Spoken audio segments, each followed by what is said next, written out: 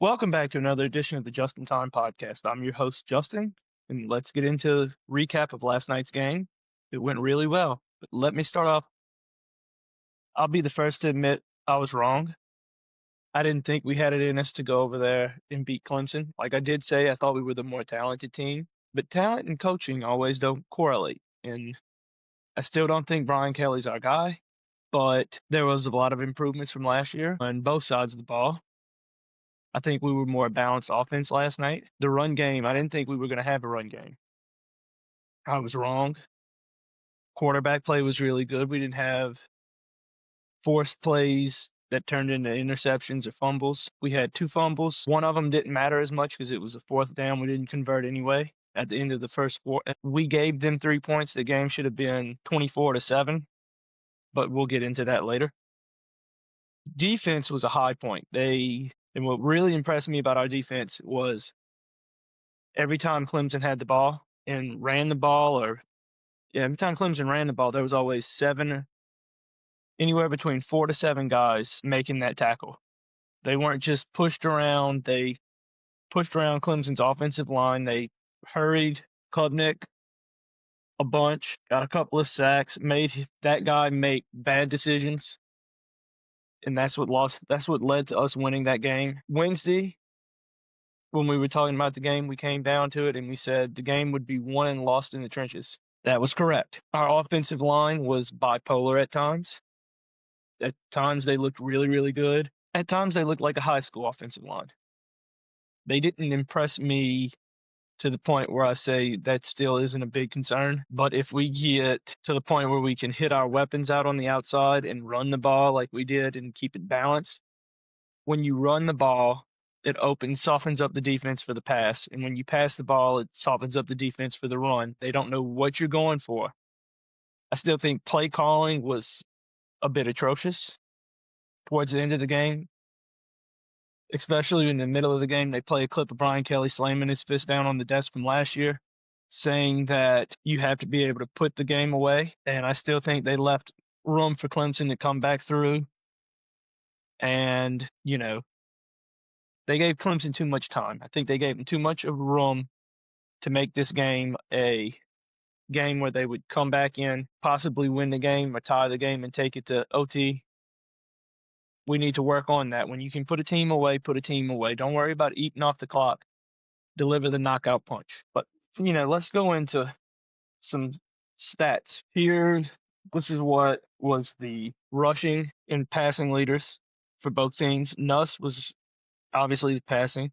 He was 28 for 38, 230 yards and a touchdown. Caden had 17 touches. He got 74 yards and a touchdown. We had 2 turnovers, time of possession, 37 minutes and 6 seconds. We had 6 penalties for 45 yards. Some of those were SEC officiating being terrible. Let's see. We had those 2 turnovers.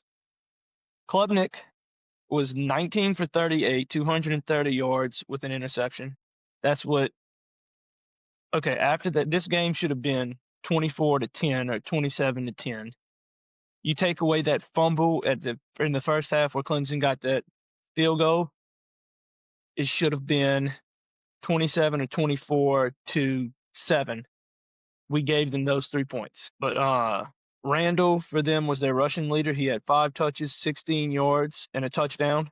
They had 260 yards total. 1 turnover. They possessed the ball for 22-54, 6 penalties for 57 yards. Here's the rest of our breakdown. For passing, Xavier Thomas completed a 16-yard pass.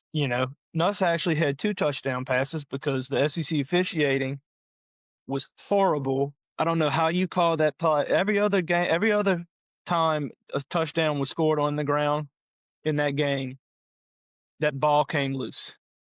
I know it's a little different since it was a pass, but he took 4 steps, 2 inbounds, made it through, knocked down the pylon and made it through the end zone. Got pushed to the ground and the ball came out. Anywhere else, that's a complete pass and that's 7 points for LSU. Officiating was terrible. Then later on after that, Dabo Sweeney, who's a little bit of a whiny little bitch, was complaining that they missed 2 calls when his DB had the jersey out like this for 10 yards and got called for pass interference that moved LSU up and gave him a first down. Told that man he missed 2 penalties, and that's after earlier this week he successfully got one of our players suspended for a half, and he tried to go after another one because he didn't think that his team was good enough to do that. He's a whiner. I know they do it every game. That walk down the hill was stupid. In my opinion, it was stupid. I didn't like it. I'm not a fan of it. The game was supposed to start at 6:30, got pushed back to 7 because they had to do that. I didn't like it. Not a fan. Barry Brown made an amazing one-handed grab for that official touchdown that I just got finished talking about. Then, like I said, they called that back. I don't know what the problem was. And ESPN's announcers, and 2 of them that aren't very high on LSU to begin with, even said that was a touchdown, and they don't know what happened. But let's just get into this rushing game because we had 100 and, let's see, go to the box score. We had 110 yards on the ground. We had 6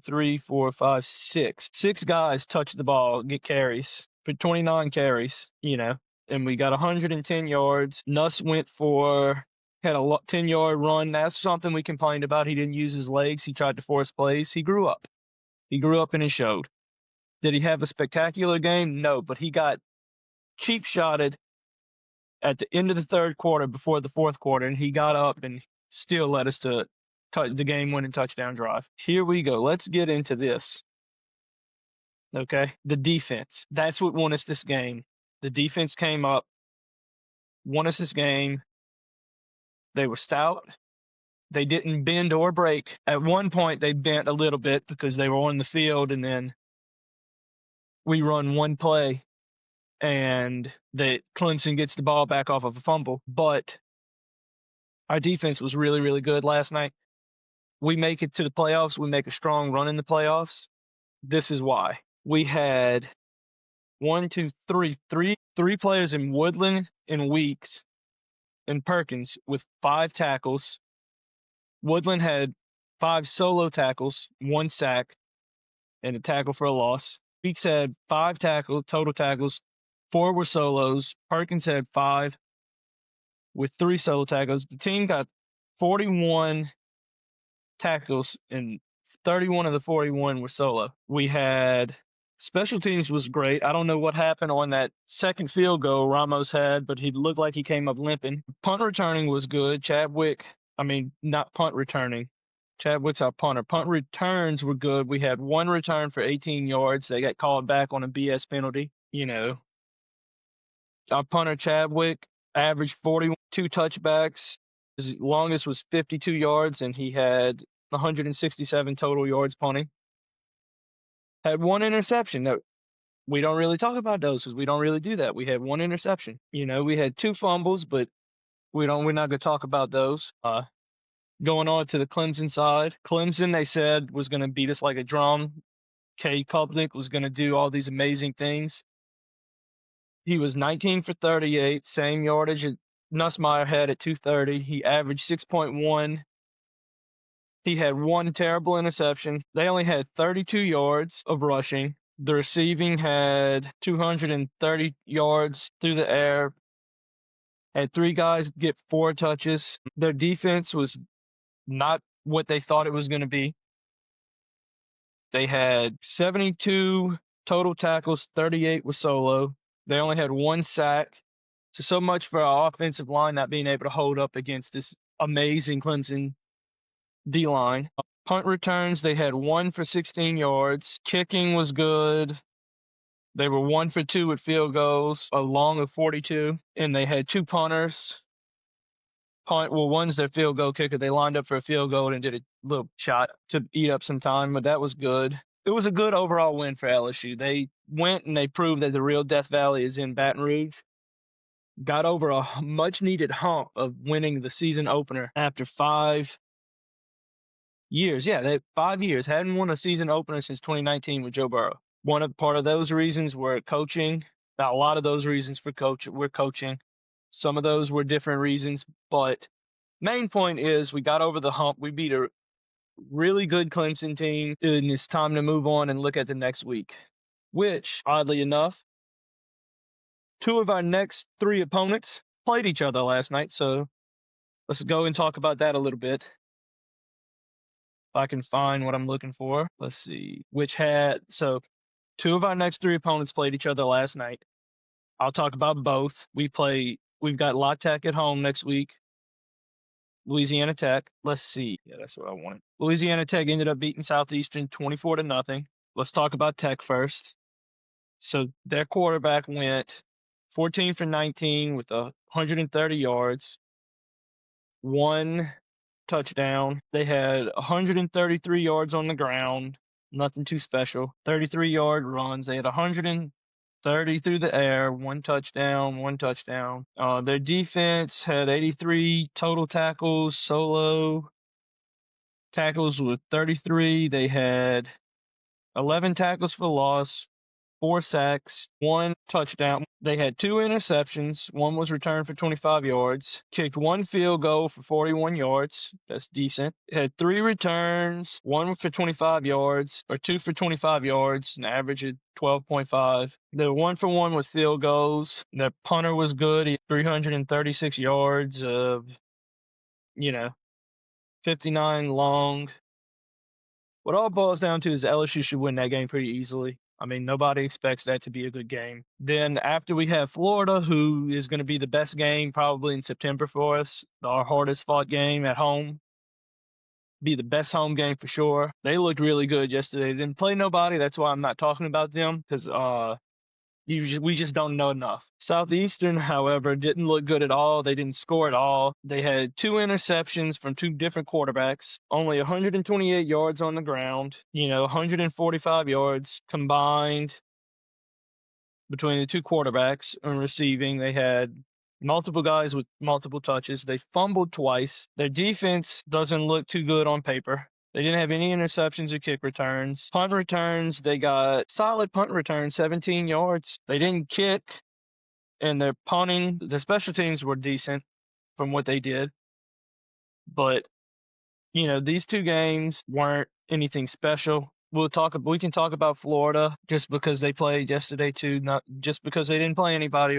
We'll talk about them, or let's see who they play next week, and then we maybe can talk next week. Yeah, Florida doesn't play anybody next week either. So let's just go ahead and knock Florida out the way now. I know, okay, or we can just skip Florida and talk about Florida State whooping Alabama, but I don't want to do that. So let's go talk about Florida against Long Island. Florida won that game 55-0, as expected. I mean, nobody expected Florida to go into that game and lose. Okay, here we go. We're not going to talk about their defense. We'll talk about DJ Lagway. 15 for 18, had 120 yards, D1 total because they played Jones. But he went 12 for 18 with 2 touchdowns. Lagway had 3 touchdowns, no interceptions. 120 yards for Lagway, 131 yards for Jones. Here's what is going to be a true test for LSU's defense. Florida had, and I know this is Long Island's defense, Florida had 200 yards rushing on 9 attempts. Jaden Baugh had 9 carries. I'm sorry if I butchered that name. I don't really know Florida football. Had 9 carries, had 104 yards and 1 touchdown. His longest run was 26 yards. That's going to be LSU's biggest test is Florida, their run, their rushing. Florida did have 2 fumbles, same as us. Florida's defense looked good. Again, this is all against Long Island, so I don't know how good Florida actually is. They're not one of those teams that went out and said, hey, let me play a top 10 opponent, or on the road, or like LSU, Texas. They're not one of them. Speaking of which, I'm not surprised. I think Arch Manning is going to be good down the stretch for Texas. I think his experience, as he gains more experience as a starter in this conference, he'll be better, and next year is when he'll light it up. But back to Florida, I can go over Florida and all of this. They didn't really play anybody for me to tell you what was good and what was bad. They won 55-0, and that was relatively easy for them. I think if LSU comes out and plays like they played last night when they go to Ole Miss in a few weeks, LSU will be undefeated. If we play like we're capable of, and the offense starts picking up more of the passing game, you know, they fire on all cylinders. That was a huge win last night for confidence level. Confidence level that gives you a huge win. You get the first win off your back. It's a good team. You can take the next week, make the few adjustments, in-game adjustments and adjustments against Louisiana Tech, then have your first real SEC test in Florida. Hopefully come away with a W there. Tune up a little bit against Southeastern again.